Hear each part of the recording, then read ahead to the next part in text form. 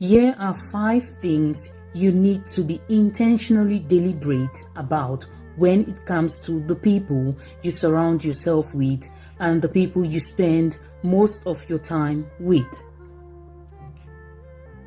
Number 1, spend time with people who can uplift you, people from whom you can learn something that will upgrade you, will upgrade your life. People who can advise you, people who can recommend you in a room where there is opportunity. 2 people can only work together if they agree. You can never work with anyone you don't agree with. You can only work and succeed if you agree and resonate on the same level. Mentally, physically, socially, economically, and every other aspect of life, without which there is no partnership. Don't eat with people who will brag about feeding you. Yes, some people who feed you just to brag about feeding you. Some people who buy you gifts just to brag about buying gifts to you.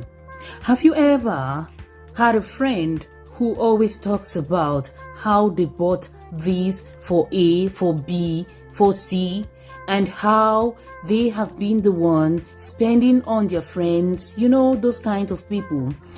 Be mindful of the fact that because they are telling you how they've spent money buying gifts and feeding A, is the same way they are going to B or C or D to tell them how they feed and buy gifts for you as well. Jealousy can come in the form of a joke. Pay special attention. So many of our friends say so many things in the form of a joke, and we laugh about it without having a moment of reflection about that joke. There was a friend that I had, and I had this bad experience with my friend. I'm someone who is really keen. So whether it's a joke or it's a discussion or it's just some flimsy slang, I pay special attention to those things because I'm aware of people trying to hide their feelings and emotions in jokes. Cut off any friend who would rather lose you than take responsibility for their actions towards you. You know, those friends who hurt you, who did something wrong to you, but are not willing to take responsibility for their actions.